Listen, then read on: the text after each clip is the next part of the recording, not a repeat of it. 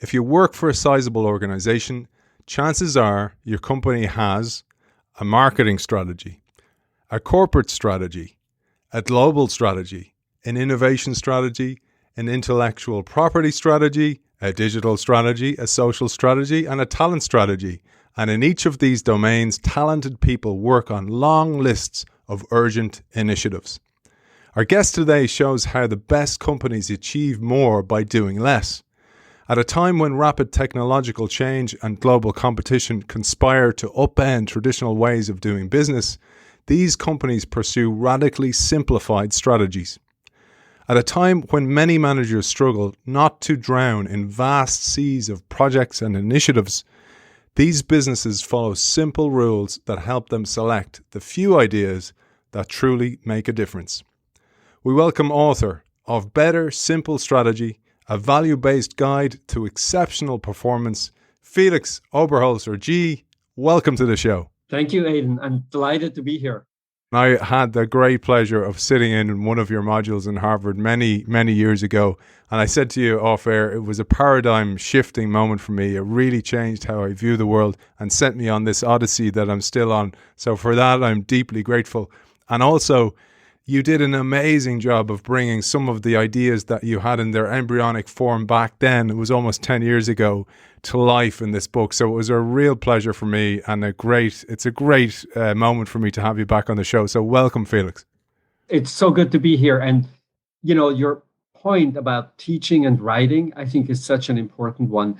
I don't think I would have been able to write this book if I hadn't practiced in a way, tens, hundreds, thousands of times in the classroom, having conversations about strategy, understanding what is easy for people, what is difficult, where are the pain points in the strategic decision-making process. And so I have come to think of the book really as sort of a culmination of everything I learned from everyone else.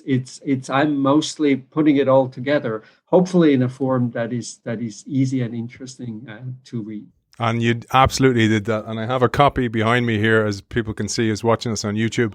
You can win a copy of that book just by signing up to the innovationshow.io newsletter, and you'll be in with a chance to win the book. I highly recommend this book. It is a must-have in your innovation library. So let's dive in, Felix. Again, great to have you with us.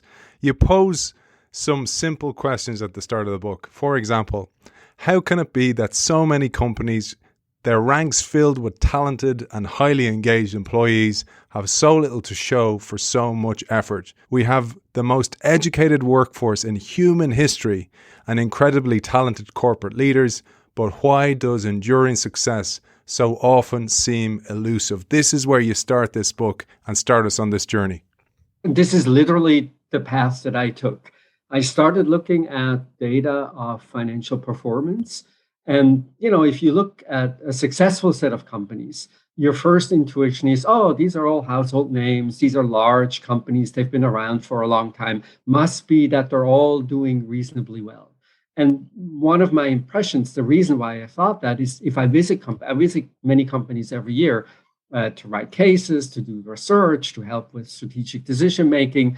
And I'm always impressed by just how much is going on in just about every organization. I mean, it's how you started us out, right? There's almost like these layers of strategy, like every new challenge that arises. Just think about what is happening now. Now we're rethinking supply chain strategy. We're thinking resilience. We're thinking hybrid office. And so we have all of these activities. And so you would think, at least if you look at, say, the S&P 500, you're looking at all these companies that are financially successful.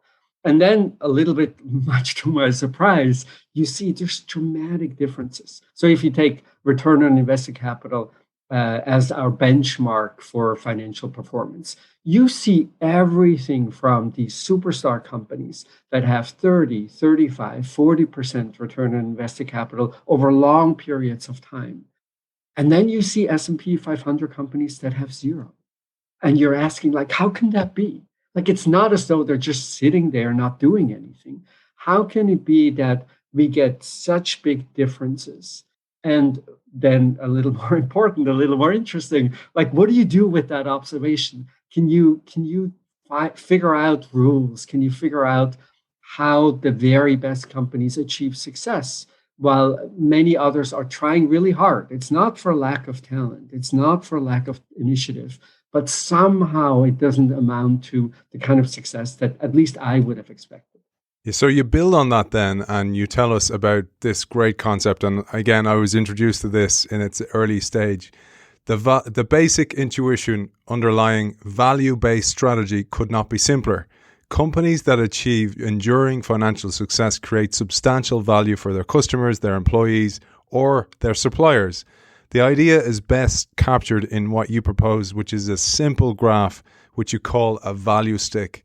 By the way, I still have that value stick in my notes from that decade ago. I still use it all the time. So let's introduce this to our audience. Yes. So as you point out, the idea is really straightforward. And it surprised me a little bit because when I looked at the super successful companies, I expected them to do something really unusual, something really exceptional, something perhaps also very challenging. You know how we sometimes have this notion, in order to be a strategic thinker, in order to set strategic direction for your organization, you have to have a lot of experience, gray hair, wrinkles, all the rest of it. And then I was a little surprised that, well, actually, if you look at what these companies do, it's pretty straightforward. They create value for their customers, and they create value for their employees and their suppliers. And now you want to be a little careful about what that actually means to create value.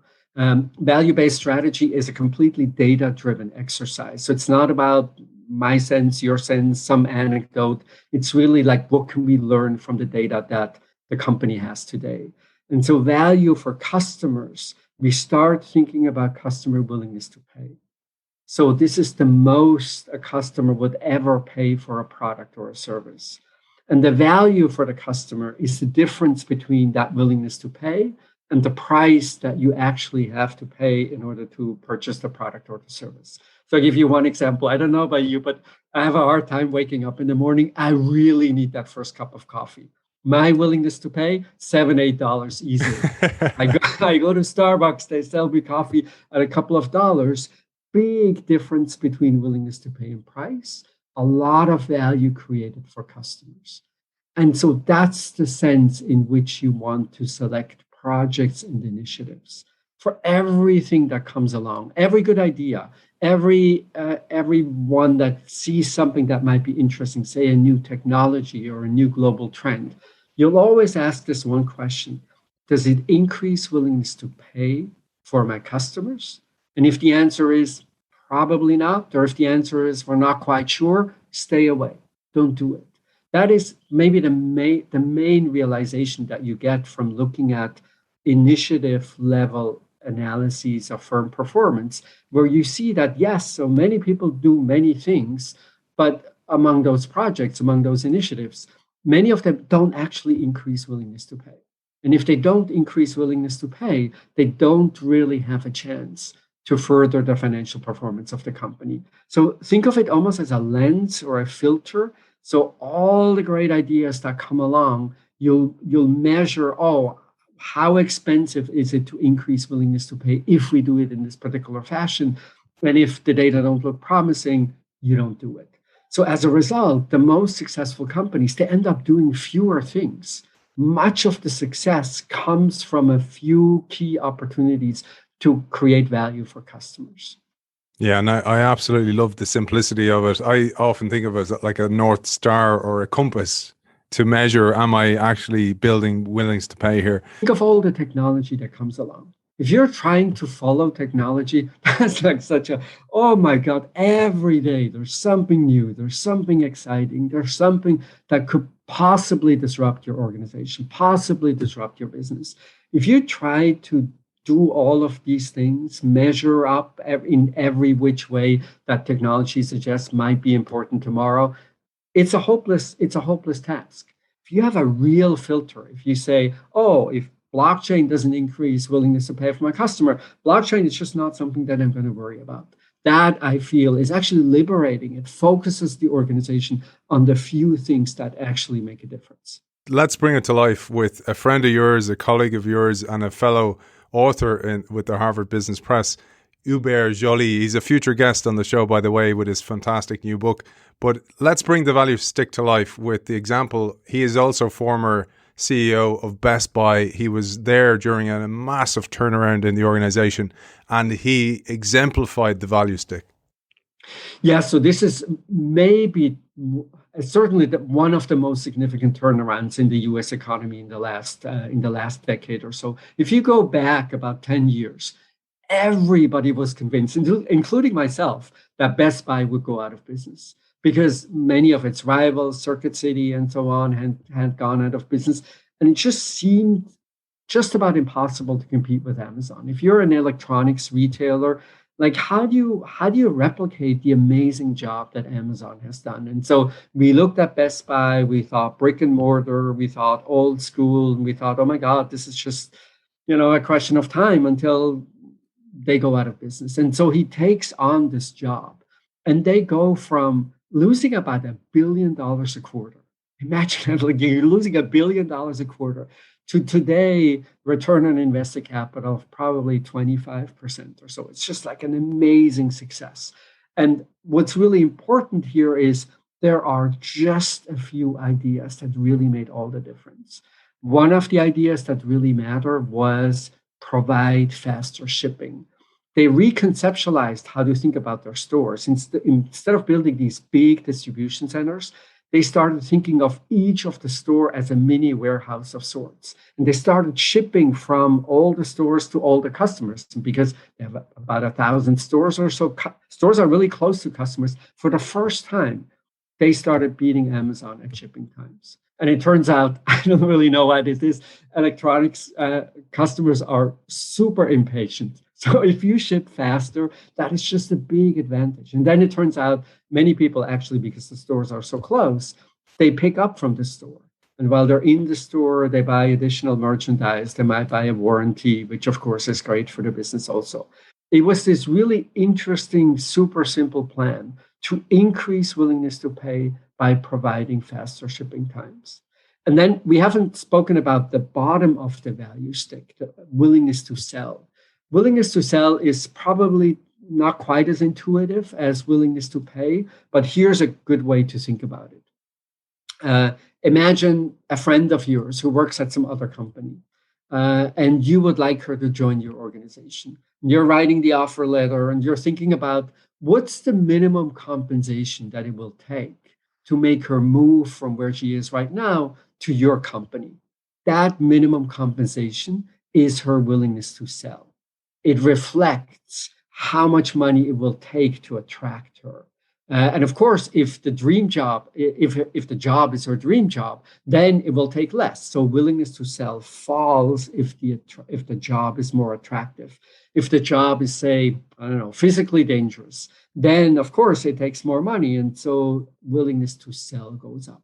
So willingness to sell is a way to measure the attractiveness of jobs. And again, it's conceptually appealing because it's really data-driven. And the same plays with suppliers, with vendors in the Best Buy case. So imagine a negotiation between a vendor and Best Buy. There is a price at which the vendor will say, well, Best Buy is paying me so little, it just makes no sense selling through this particular channel. That's the vendor's willingness to sell. What did Oberholzer-Gee and his team do? They essentially lowered that benchmark.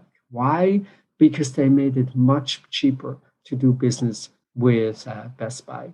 Really a simple idea we're all familiar with is the store-in-a-store concept. Instead of spending millions and millions of dollars the way Apple does, building these really beautiful stores, they went to Sony, they went to Microsoft, they went to Samsung and say, well, why don't you spend much less money and you actually have a store at a place that has lots of customers? So willingness to sell, the cost of working with Best Buy goes down, creating value. And that value is then being shared between the vendor, they have lower cost, and Best Buy, they get lower prices for the merchandise that they buy. And so it's really only two ideas, which I find quite fascinating, how you go with two ideas from basically being hopeless to being one of the superstars now. willingness to pay as a result of faster shipping times, and then willingness to sell as a result of reducing your supplier's cost, the store in a store idea. Throughout the book, that is a common theme, and you hammer this one home. You take the principal idea that long-term financial success reflects superior value creation. And throughout the book, you explore how firms in different industries and business contexts have applied this approach in practice. And you tell us, think value, not profit, and profit will follow. That's a very difficult thing for many organizations, particularly the more legacy or complex organizations of the past, to start to think about value because they want an immediate short-term return on investment. It's a difficult paradigm to break through, but you've identified this as a common thread for those successful organizations. That's exactly right. It's so tempting to think, so what do I want from my strategy? Of course, ultimately, we want from our strategy to make us more financially successful. But the starting point is actually not the profit itself. The starting point is the increase in willingness to pay or the decrease in willingness to sell. And here's an intuition why this works. So there are obviously ways to increase profitability by not really creating value for your customers. So for instance, in financial services, it's not uncommon that your broker will sell you something that is maybe not quite right for you. Does that increase the financial profitability of the broker? Absolutely. Does it lead to long-run repeatable business that then makes the broker successful in the long run? Not so much. Think of an airplane. Like all the seats taken now, post-COVID, most of the seats taken, everybody on that plane will have paid a different price, right? Because the airlines are very good at doing price discrimination across customers. If you look at a flight with an Apple product, you see higher prices than if you look at an airline with a PC. Why? Well, because we understand most likely you're a different type of customer, you have higher willingness to pay. But how much value is created by sophisticated price discrimination? None at all, right? It just flows from the customer's pocket to the company's pocket. Now, why is that not a strategy to be super, super successful? Why does it take value creation? Well, whenever you capture value at the expense of someone, there's going to be pushback. Right? We're doing all kinds of things to figure out how do the airlines actually price discriminate and could I find that same flight somewhere cheaper? Or say, if you're trying to squeeze your suppliers, you lower how much you pay without changing their willingness to sell. So you're just taking it out of their pocket into your pocket. What's going to happen? Naturally, the supplier is going to push back, right? Every which way you can. And so whenever you capture value, without creating value in the first place, there's this natural pushback. And as a result of that pushback, if you want to be in the league of really, really profitable companies, there's no way around value creation. If you create value for your customers, say you have just a better product, you can charge premium prices, and both the company and the customer is better off. Or if you lower the willingness to sell of your suppliers, if you lower the willingness to sell of your employees, there's more value on the table, which you can then share. So there's no pushback. And so the reason why value creation is really first and profit will follow. And as you point out, that's really a question of mindset.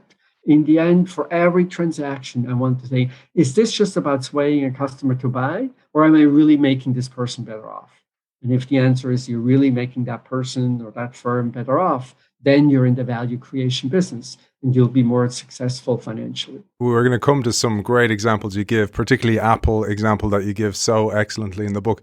I wanted to come back, Felix, to one thing you mentioned there, because you mentioned a metric when you were talking about Best Buy, about the 25% return on invested capital. That will evade many people. They may not have heard of that term, but it's one metric that you figure is a really important metric that if we use, it simplifies strategy as well. Let's share this perhaps. Happy to do so. So there's no one financial metric that tells you everything about the financial health of your organization. But I personally really like return on invested capital because it essentially asks if you take the capital from your investors, So, perhaps it's a family, perhaps you're a publicly traded company. You're taking that capital and then you generate operating income out of that capital. What's that return? And that's really a great benchmark because it inoculates you against some of the really simple mistakes that companies often make, thinking bigger is better, for instance. Well, if bigger takes more resources, and so I'm asking, like, how much do you make out of resources? Maybe bigger is not better. Maybe growth is not right for you. So return on invested capital essentially asks, I want to see the capital that you're working with. Like, how much do you get out of it? And the natural benchmark is, of course, the cost of capital. What are the expectations of the investors of their return? And say, take large US companies, the cost of capital is probably anywhere between 7 and 10, 11% or so. So that becomes your natural benchmark. You have to have a return on invested capital that exceeds the cost of capital. Only then are you truly in a value creation mode. One thing that dawned on me reading the book is I worked in the media industry, for example, and it was a melting iceberg of an industry that was just getting smaller and smaller, more fragmented, etc. So it was difficult to have wins.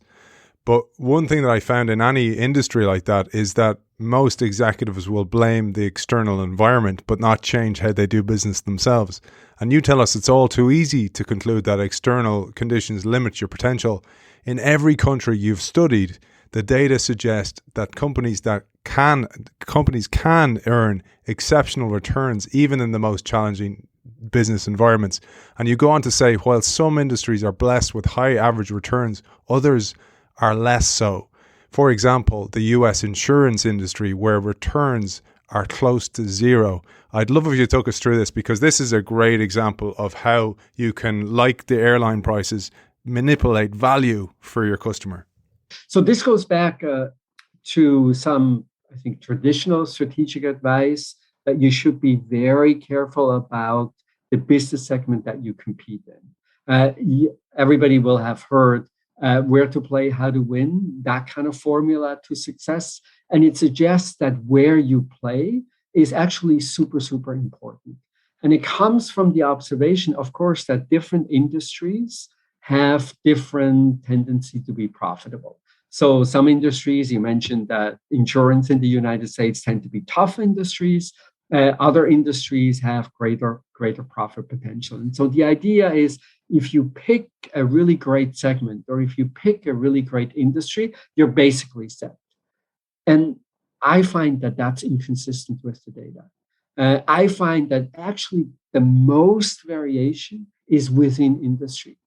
Pick like something like insurance, where the average insurance company, its return on invested capital is probably somewhat below the cost of capital. So they're destroying value on average. But I find companies that have 20, 25, 30% return on invested capital. And that is true for every industry, every business I ever looked at. One of the things that I really wanted to convey in the book is this sense of optimism. If you sit here today and you listen to the show and you're thinking, well, what about my business? What's our potential to be much better, to perform much better than we do today?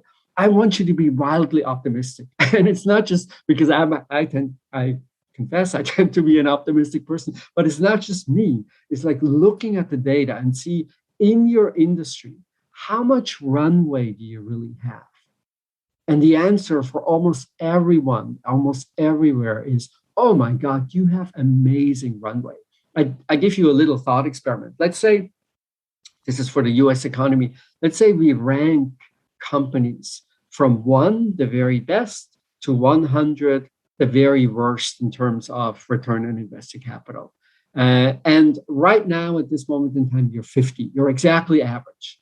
And say I improve your return on invested capital by just 10 ranks. I'm not making you a superstar firm. I'm just going, well, you were exactly average. Now you're ranked 40th. What's going to happen to your return? Your return will increase by 20%. Isn't that amazing? and you haven't made that much. I mean, you're not among the elite. You look at Apple and you think, oh my God, yeah, who can be like Apple? Yeah, I understand. Not that's like super, super tough. But just moving away, separating from yourself from average already has a dramatic impact on your profitability. And so when people ask, where's my best business opportunity?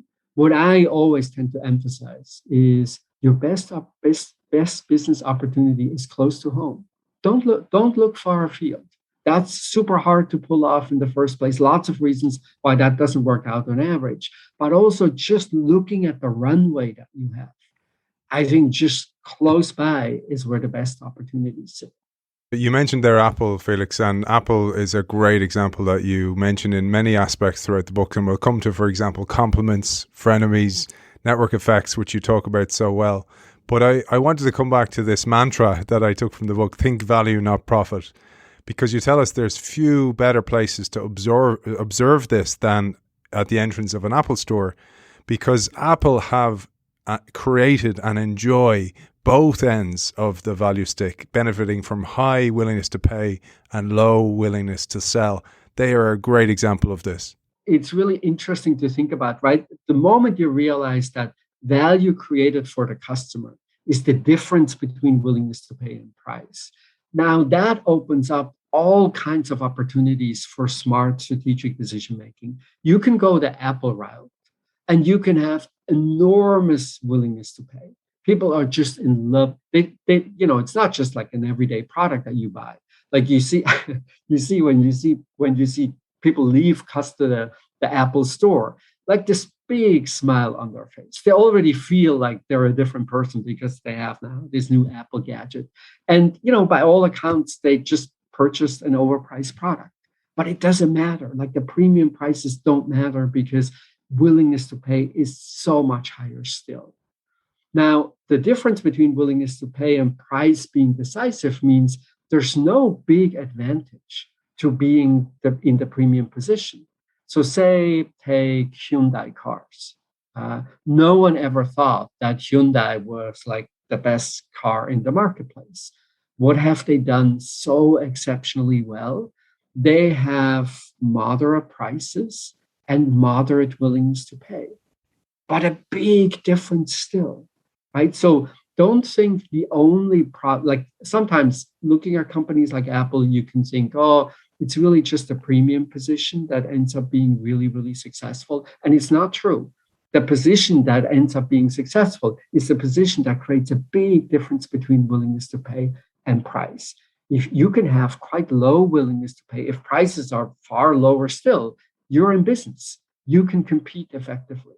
And so the best strategists just always think in differences. And two types of differences matter. The first is, what's my difference between willingness to pay and price? What's my difference between cost and willingness to sell? And then, of course, differences across companies. If you create an increase in willingness to pay that is the same as everybody else, if your value stick ends up looking like the value stick of everyone else, you don't really have an advantage. Sometimes I meet executives and say, well, my industry is tough because customers are so price sensitive. It's like the moment I try to raise prices by a little bit, like just my margins are basically unchangeable because customers flip from one vendor to another. And I'm thinking, it's not really your customers, it's you. If your value stick looks exactly like everybody else's value stick, how on earth is the customer supposed to choose? Of course, we choose based on price. There's nothing else to choose from. And so this ends up being sort of a pretty good gauge of how differentiated you are in the eyes of the customers. If prices loom really large, there's not much to choose from. If price is criterion number, 25, oh my God, your value proposition is really differentiated. And you can see it, the more pricing pressure, the less differentiation you have. And it warns you against imitation, right? So what typically happens, like we see a rival company has a really great idea. What do we all think? What do we all do? We think, oh, this is a really great idea. Let's do the same thing. Let's copy. Let's imitate. No, let's not. Like every time you imitate, every time you copy, your value stick becomes more similar.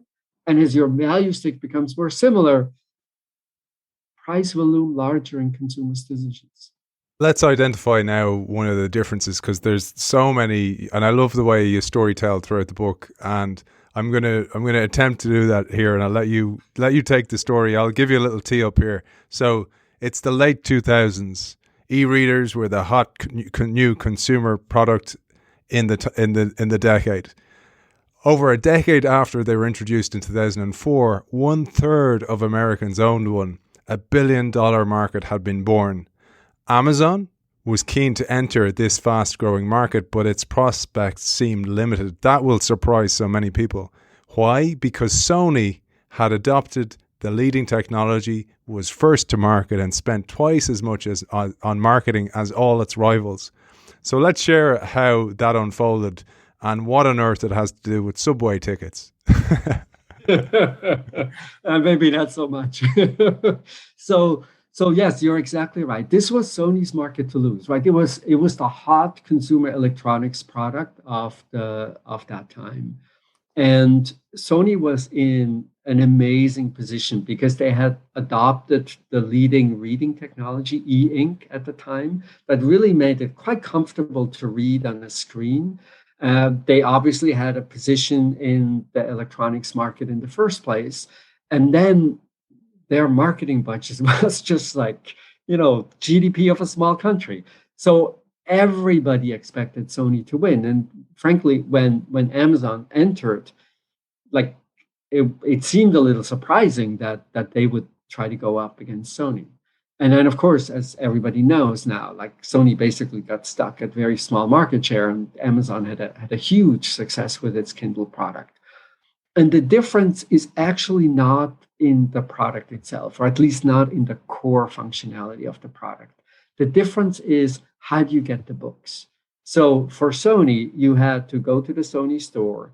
The store didn't have the greatest selection on the planet, but then you would download whatever book you would find. You would download it onto your PC. You would then connect your reader to the PC, and you could finally read the book. While the Kindle obviously was one of these early gadgets that had Wi-Fi access. And so purchasing books became an impulse purchase, so easy to do. And I find companies that really pay attention to customer willingness to pay, that's one of the things they're really good at. They sort of go through the customer journey step by step, minute by minute, second by second. And they're always thinking about, are there ways to add value to that particular step? And it turns out here, how you get books, how you get content on your devices was a huge advantage. So you had basically no advantage over Sony in any other respect. Like the reading technology was the same, the gadget was the same, but it was this little step in the customer journey that made all the difference. And the reason why I tell this subway story in the book is that if you ask people, think of ticket vending machines for the subway. Like, where would you place a ticket vending machine? It seems like the most idiotic question on the planet, right? Because you think, well, obviously the ticket vending machine has to be outside the station because you need to buy your ticket before you can enter. And then you just spend a little bit of time in big American cities and you look at what those interactions are like. And for many passengers, it's just frantic. Why? Because you realize last moment that you need a ticket. Maybe your monthly card is out of rights. Who knows what happened? And you hear the train come. There's a long line. There's so much frustration.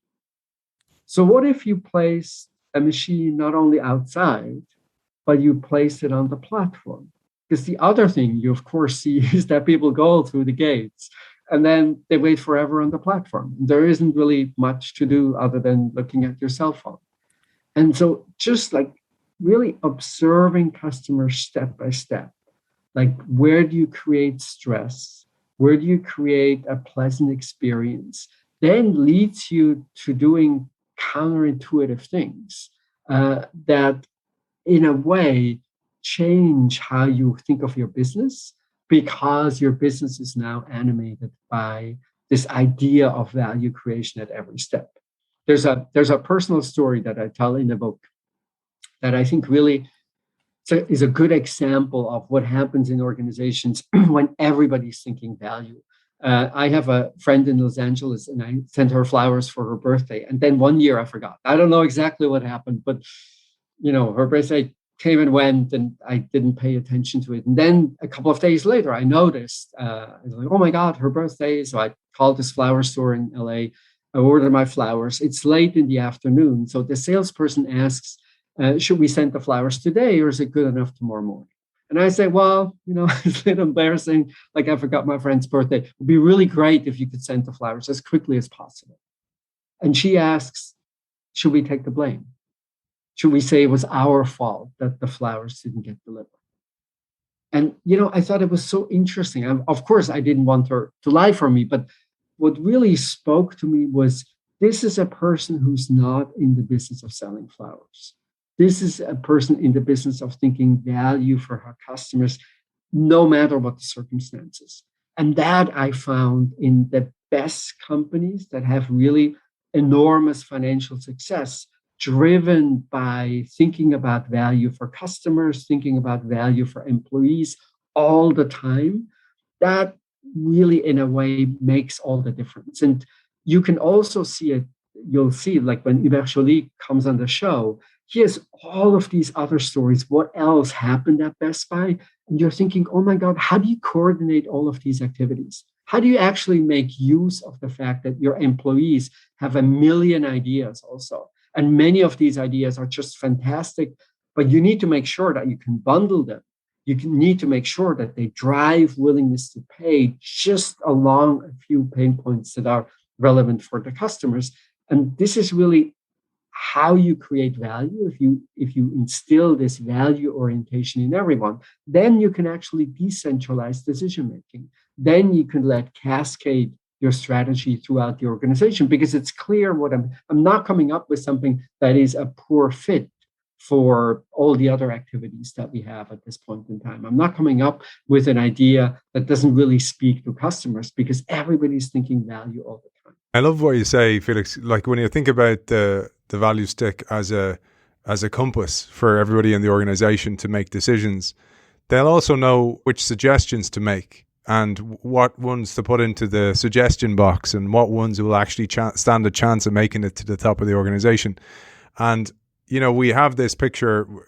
Oberholzer-Gee wrote the book, but he didn't come up with all those ideas. He listened to his people. He created the environment in which people could come forth with those ideas. I think that's really important to recognize. But I wanted to bring that to some other organization that many people won't know, an extremely strategic move that this organization made. Because here you talk about near consumers.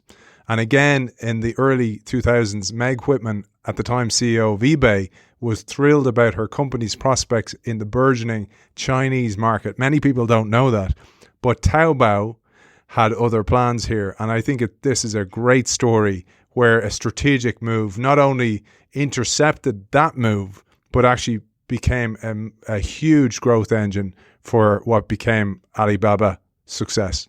The idea of near customers is that you will have some customer groups whose willingness to pay falls just shy of the current price. So they're not in the markets. When you typically with the help of consulting firms, you do these addressable market studies. How big is the market really? These customers don't really show up because they're not consuming. They're not in the market. And the question is, are there ways for you to lift willingness to pay, maybe by just a bit, so that these near customers who almost buy but don't quite, so that these near customers would turn into customers? And so, as you explained, eBay really dominated e-commerce in China in the early days. They had bought EachNet, a Chinese startup, to HBS grads, and they have built a very successful business. eBay acquired them, and they looked poised to be basically dominant because I talk in the book about these network effects. Businesses that become more successful, the more customers they have. And e-commerce is a great example. The more customers you have, the more vendors you will have, the more customers you get. And that's sort of a virtuous cycle that reinforces itself over time. And as a result, you look at everyone and you think, okay, so who's going to dominate e-commerce in China? It'll be eBay. And then Jack Ma of Alibaba fame entered the market, and they focused on these near customers. This was, early days of the internet in China. Many people thought, sort of interesting that I can buy things online, but really, like, can I trust the vendor? Are you really going to send the products? Are the products really what I expect them to be when I see them online, and so on and so on. So there were many people on the cusp of using the internet, but not just quite comfortable. And they created Taobao around a whole set of features and functionalities that were essentially destined to drive up willingness to pay just enough so that these near customers would turn into customers. One, importantly, was Alipay, sort of an escrow service. If the vendor doesn't send you anything, you don't have to pay. One was a very sophisticated two-sided rating system. One was simple things like you enter the website, and because you're new to the internet, you don't quite know what to expect. So they're building the website like a physical department store. It's literally what you know if you know department stores in China. You walk in, oh, there's the men's sections, there's the women's section, and it elicits that same feeling. And so they do a million things to make near customers comfortable. And then guess what? It turns out the group of near customers is much bigger than the group of customers that eBay had. And these network effects that can fuel a business, they can also destroy a business, right? Because then once your competitor has more customers, that virtuous cycle doesn't work for you, it works for your competitor. And so they built Taobao, the Tmall eventually that is really profitable right now. And that's one of the really key engines of growth of the Alibaba group.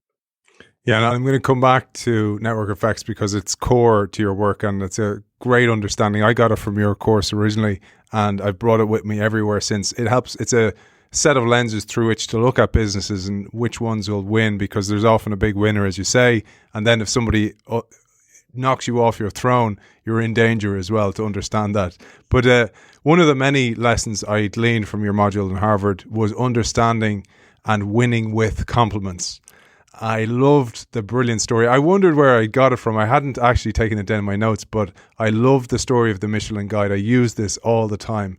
And what I didn't know was the amazing story and the increasing of willingness to pay, the story of Harkins as well. I'd love if you'd tell these. So a compliment is a product or a service, so something different from your core product that increases willingness to pay. So razor blade, coffee machines and capsules, printers and cartridges, lots and lots of examples. And it's really easy to underestimate the value of compliments, because when compliments exist, we often take them for granted, right? We're not really thinking about them all that much. So take cars as an example. So if I ask you, Aidan, like, what's your willingness to pay for a specific car? I don't know, 20,000, 30, maybe expensive taste, I don't know, $50,000 for a car. And then think cars without compliments. That means no gas stations, no repair shops, no roads, no driving schools, no signals, it's really all of these other things that make cars as valuable as they are today.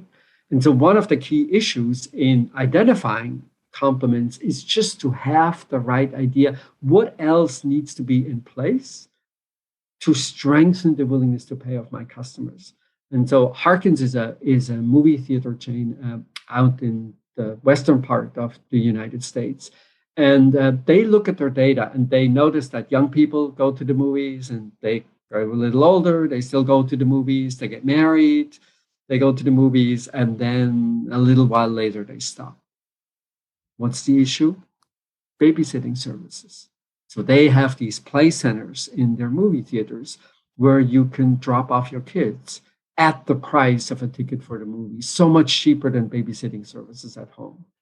And so when I ask people, how do you increase willingness to pay for a movie going experience? What I typically get, for some reason, the first suggestion is always better seats. I don't know. People are really unhappy with the seats. I use this, by the way, with my kids, and my son is only 10. He said better seats. And he said Everybody popcorn. always says better Yeah. seats. So that's like, if anyone is listening from the movie theater business, that's like a real opportunity. And then, of course, better sound system, better projection, all these kinds of things. So when you think about ways to increase willingness to pay, mostly you think about the product itself, right? You think about what can I make better in a movie theater.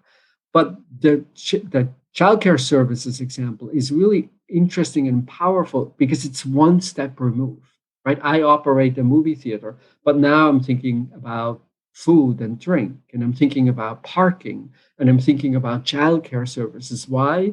Those are all complements for the main service that I'm trying to sell.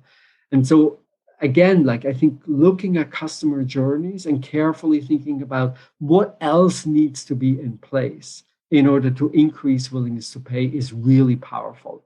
And it wouldn't be surprising if you ended up thinking about, worrying about businesses that seem quite distant from what you do today. And the Michelin example is a great example because you're thinking, well, if I want to have a really great meal in some city that I'm not familiar with, like why on earth would I ask the producer of automobile tires? That makes no sense. Like, why does Michelin have this guide? And of course, the answer is, early automobile history in France, all the cars are in Paris and people just drive locally. And if you only have local traffic, you're in the business of making tires. That's not a very promising industry. And so you're thinking about helping people make longer journeys in the interest of them using up lots and lots of tire. And so it's quite interesting how they then, in the beginning, it has lots of maps in the guide because people don't really quite know where to go. The restaurant recommendations, of course, make it more likely that you'll go to some place, the hotels that they recommend, and so on and so on.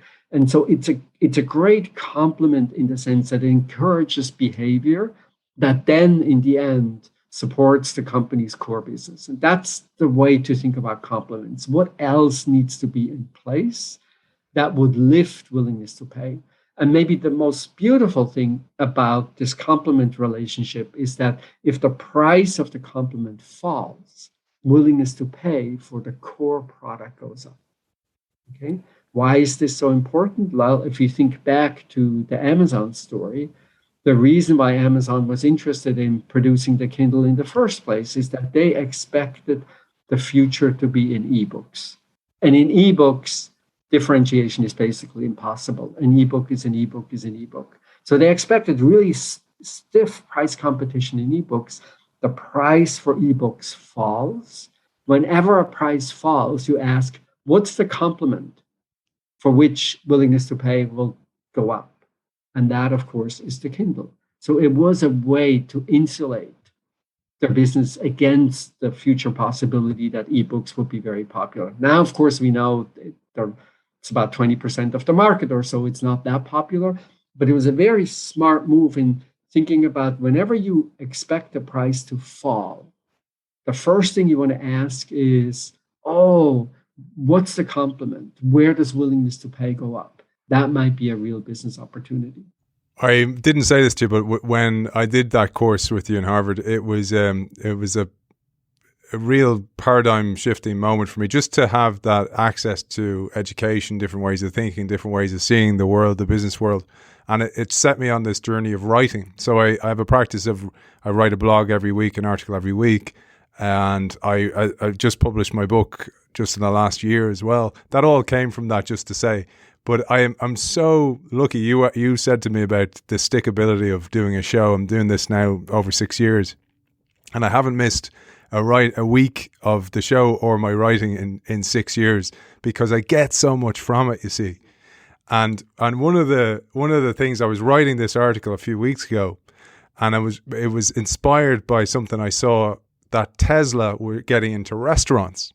And so people are like going, what the hell they're doing? The brand isn't that strong. And I was like, straight away, I thought of the Michelin story, because why would Tesla get into restaurants? Because people can charge their cars as they're eating.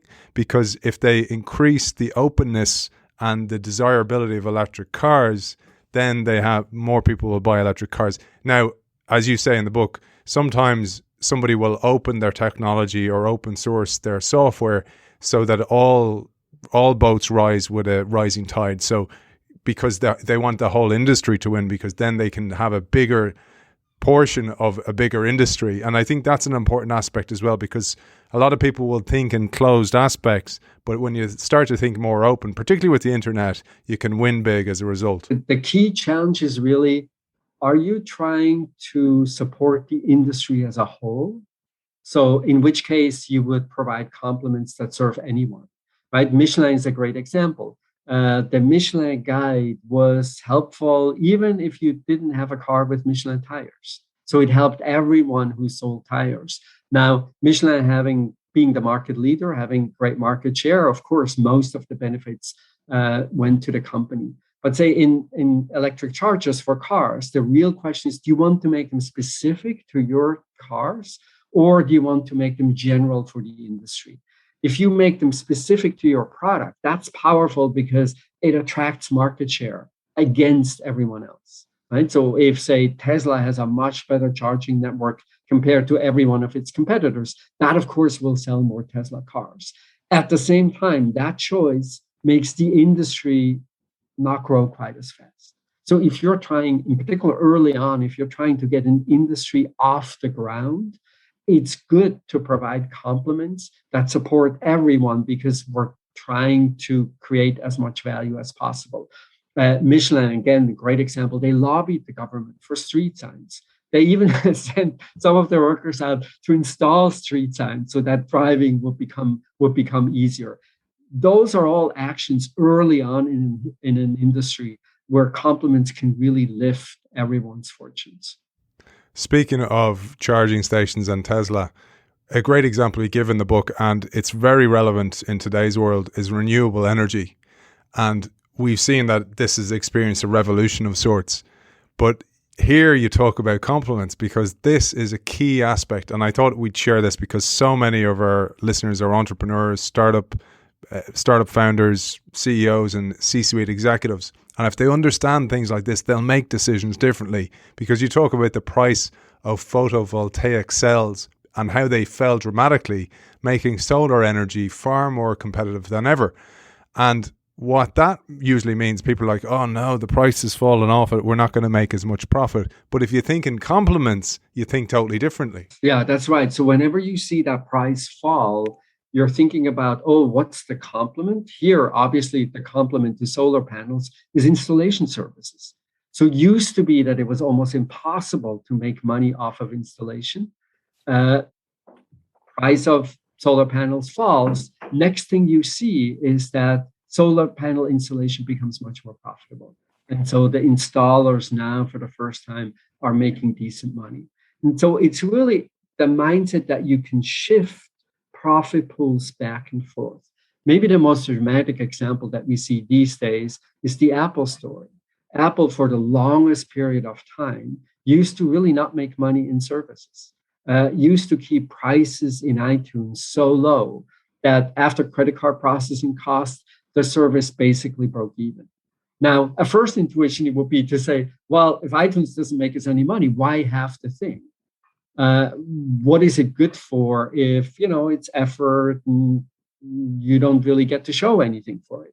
And of course, that would be misunderstanding the complementarity between services and the hardware that Apple has. So we're keeping the prices of iTunes and the App Store low in order to increase willingness to pay for hardware.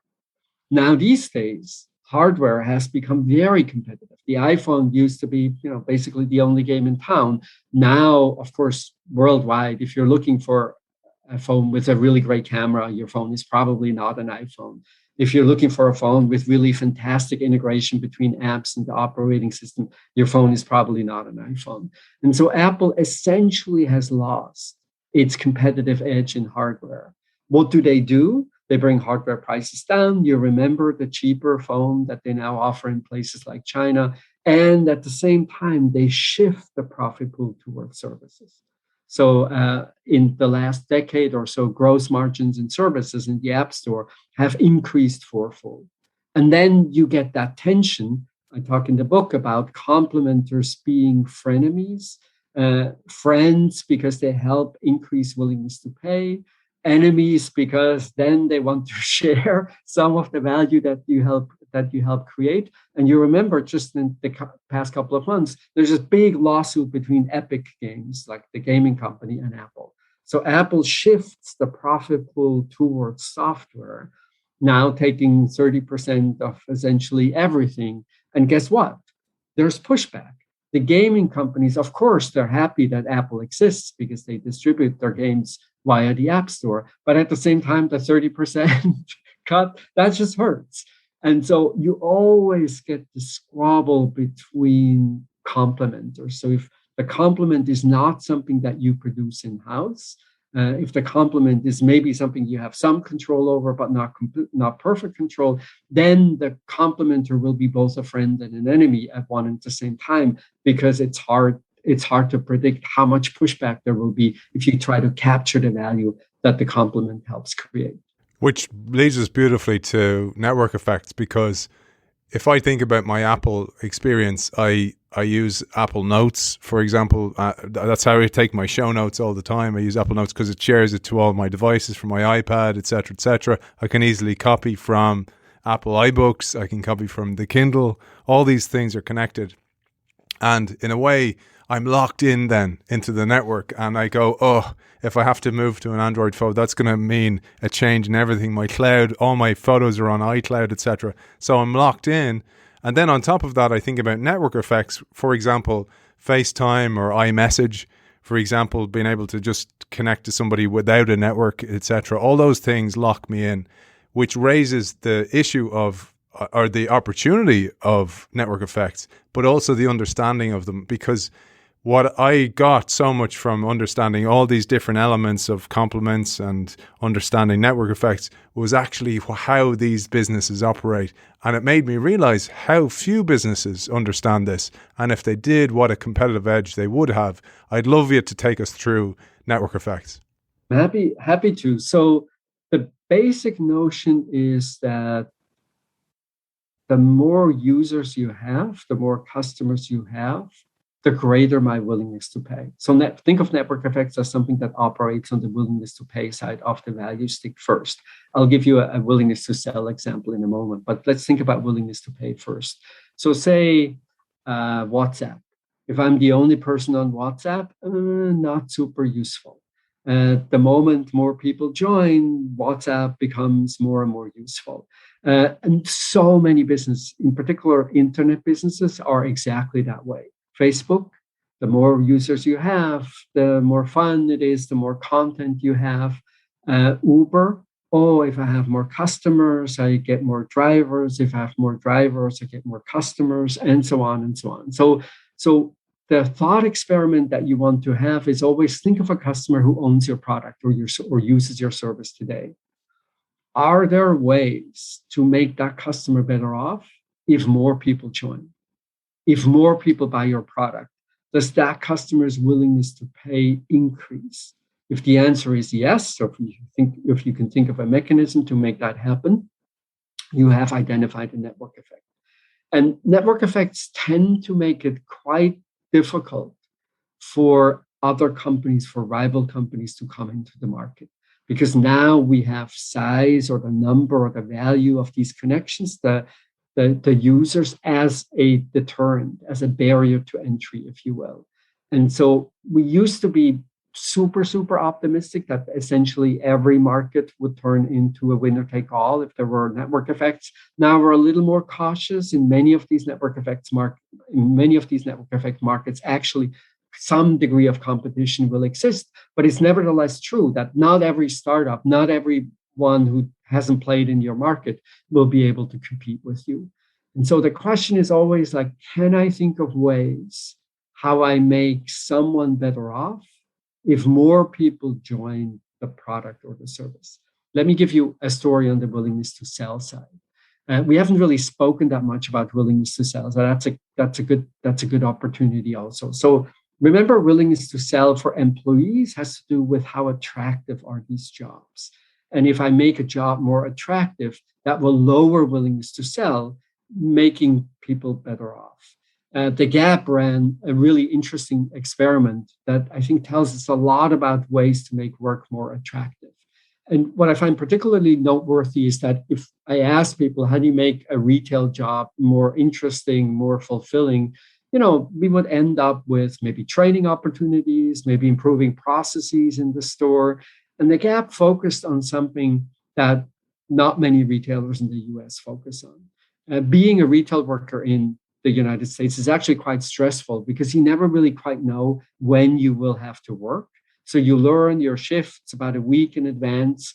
And then sometimes you get more shifts and sometimes you don't get that many. So on top of making it super difficult to plan your life, you now also see that retail workers' incomes fluctuates by as much as 40% from week to week. That just causes incredible stress. What does the Gap do? It doesn't think about training. It doesn't think about work processes. It thinks this is the issue that we're going to solve. And they use a very simple app called Shift Messenger.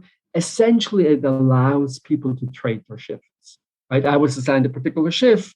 My child has fallen ill. I can't show up at work. As a result, I make it available to everyone else on the network. And now notice, the more people on that network, the more valuable it is because it's more likely that someone else will be out there who really loves that opportunity. So people who say, well, it's the end of the month, I need extra income to pay my rent. They say, oh, here's like a bunch of shifts that no one wants, and they take it on. They get more work. What's the net effect? Same-store sales go up. Labor productivity goes up because people really want to be at work when they're at work. And maybe most important, workers report that they're much less stressed about their jobs. Because now I can plan my life. Now I have more predictability what my income is going to be.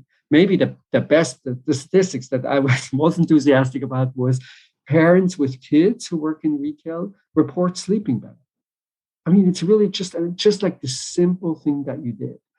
But of course, Shift Messenger for the Gap also worked really well because it was a big enough network that if I want to give up a shift, if I'm looking for an extra shift, that actually we had enough liquidity in the market. In many markets, we call it, what we call liquidity is really a network effect. They had enough liquidity in the market to make those trades possible. Tens of thousands of shifts were traded while they ran this particular experiment. It also goes to show on the willingness to sell side, I really need to think very broadly about what it means to create more attractive jobs. Right? It's not just about the work processes. It's about a broad understanding of all the kinds of things, all the joys and all the pains that go into work, that go into having a particular position. Work is my commute. Work is how do I need to get dressed in the morning? Work is what happens if I make a mistake at work? Is someone going to yell at me? Will someone understand? And so on and so on. So there are thousands of facets to work, and every one of these facets can be made better. And if we do it in the right way, willingness to sell will fall, value will increase. And I think it's particularly important in service industries. So sometimes people ask, how do you get better services, given that services are more than 2/3 of the economy? And the answer is always, you have to start lowering willingness to sell.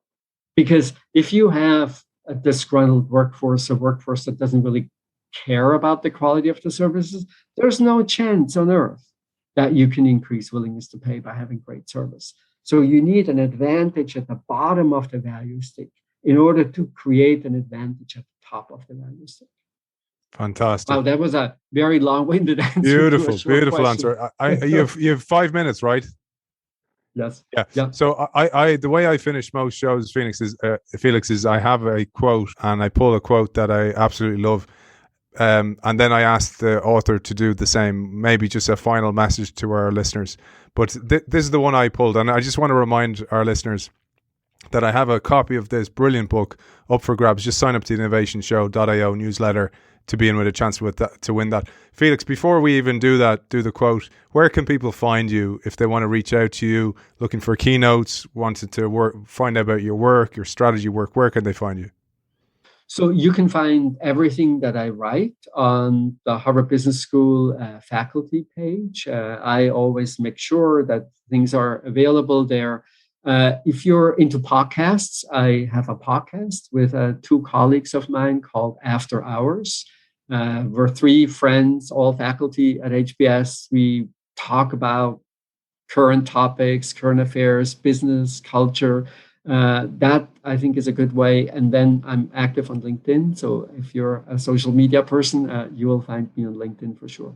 I'm going to give this quote, and maybe it might spark you as well, because there was a couple of messages in the book. We've talked about most of them, but I love this one. If there's one message I'd like executives and listeners of the show to get across and get out of today's show, it's that you say the most sophisticated businesses use three approaches to get closer to the truth: pattern recognition, trend analysis, and experiments.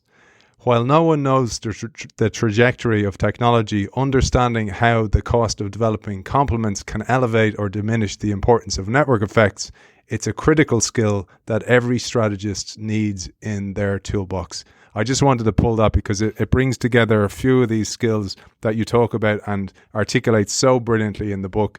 I love that, and maybe that might spark some thoughts from you. What's your final message to our listenership? In a way, it speaks to this issue of living with great uncertainty, right? Think about the situation today with COVID. How many of the changes will persist? How many of the changes are fleeting? Think about the future of globalization. We used to be so sure that we would live in a more integrated world, in a more global world. Now, not so clear. Maybe yes, maybe no. Think of the political divisions. We used to be so sure that liberal democracy was the future. Now, in lots of places, who knows exactly? And so, given the great uncertainty, I think what becomes important, all important in a sense, is having a lens to read the shifts in the landscape.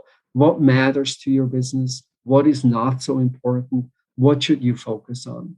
There is no chance you can follow everything. There is no chance you can get predictions right time after time after time what the future will look like.